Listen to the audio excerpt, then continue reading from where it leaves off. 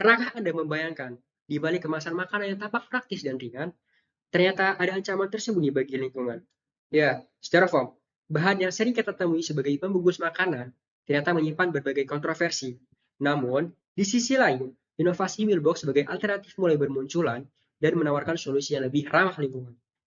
Pada kesempatan kali ini, saya, Dani Nur Ferdiansyah, dengan NIM 27055-10442 dari jurusan Computer Science, akan memaparkan laporan dari sebuah proposal berjudul Sosialisasi Bahaya Styrofoam dan Pengenalan Alternatif Mealbox bagi UMKM Kuliner di daerah Jabodetabek. Hingga saat ini, penggunaan styrofoam masih sangat luas di kalangan pelaku UMKM kuliner. Alasannya sederhana, styrofoam dinilai murah, praktis, dan mudah didapatkan. Namun, di balik kepraktisannya terdapat risiko besar yang seringkali luput dari perhatian.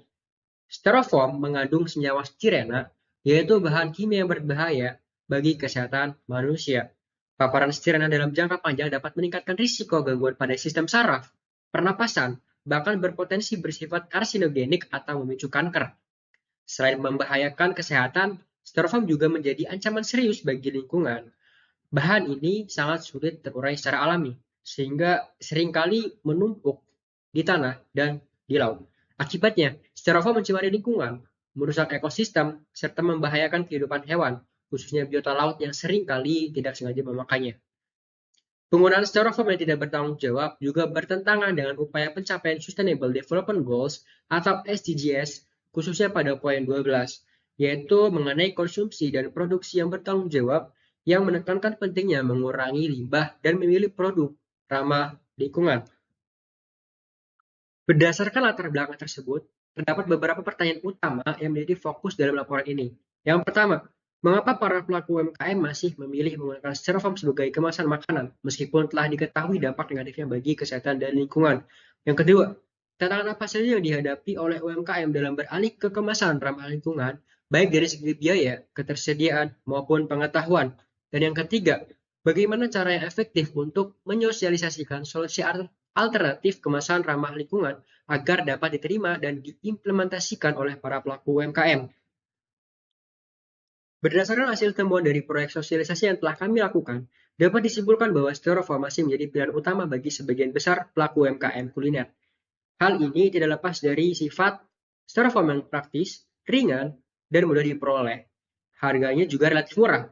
Faktor-faktor inilah yang membuat styrofoam sulit tergantikan, terutama bagi UMKM dengan modal terbatas. Namun, seiring meningkatnya kesadaran akan dampak negatif styrofoam terhadap lingkungan dan kesehatan, beberapa pelaku UMKM mulai mencoba beralih ke Mealbox sebagai alternatif kemasan yang lebih ramah lingkungan.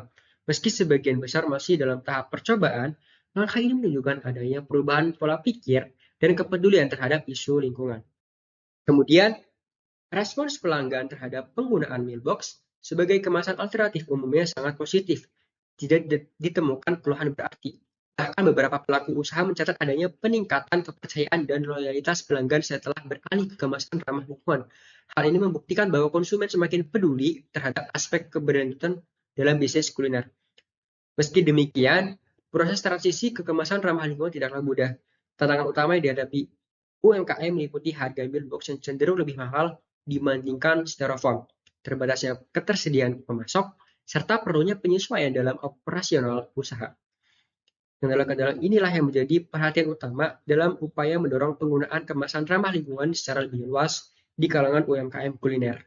Melihat berbagai temuan tersebut, dapat kita simpulkan bahwa meskipun kesadaran akan pentingnya penggunaan kemasan ramah lingkungan mulai tumbuh di kalangan UMKM, masih terdapat sejumlah tantangan yang harus dihadapi untuk mewujudkan perubahan ini secara menyeluruh. Lalu, bagaimana solusi yang dapat ditawarkan agar para pelaku UMKM dapat bertransisi dengan lebih mudah dan efektif ke kemasan ramah lingkungan?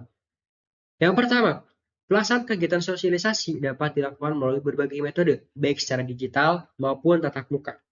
Jika melalui platform digital, informasi dapat disebarluaskan dalam bentuk pamflet, elektronik, dan video pendek edukatif. Sementara itu, sosialisasi secara langsung juga tetap penting, misalnya melalui seminar, workshop, atau pameran produk kemasan ramah lingkungan. Kemudian, untuk memperluas jangkauan dan dampak program, diperlukan kolaborasi dengan berbagai pihak, terutama pemerintah daerah dan startup yang bergerak di bidang eco-packaging. Kolaborasi ini dapat diwujudkan dalam bentuk pemberian subsidi atau insentif khusus bagi UMKM yang memutuskan beralih ke kemasan ramah lingkungan, sehingga beban biaya dapat ditekan dan transisi menjadi lebih mudah.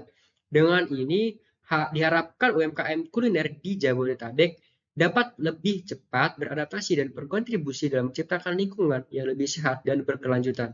Pada akhirnya, saya menyadari bahwa perubahan menuju penggunaan kemasan ramah lingkungan memang memerlukan proses dan komitmen dari berbagai pihak. Namun, pengalaman selama menjalankan proyek ini juga memberikan banyak pelajaran dan insight berharga bagi saya pribadi.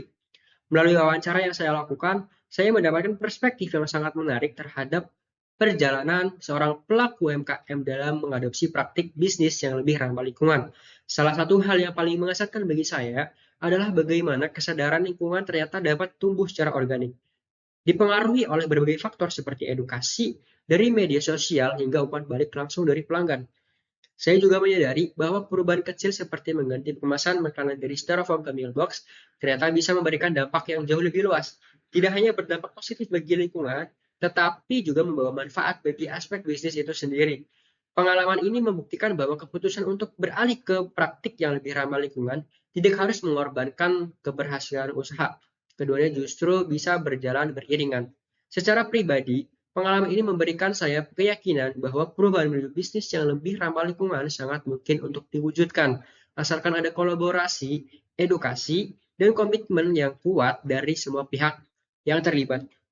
Akhirnya, setiap keputusan yang kita buat, sekecil apapun langkah yang kita tempuh, akan menjadi cahaya yang menerangi masa depan yang utuh. Mari kita bergerak bersama, jangan ragu dan jangan lelah, karena perubahan besar selalu dimulai dari langkah yang ramah. Terima kasih atas perhatian dan inspirasi yang tercurah. Sampai bertemu di aksi berikutnya dengan semangat yang tak pernah lelah. Saya dari Nur Ferdiansyah. Lanjutkan langkahmu dengan gagah. Terima kasih.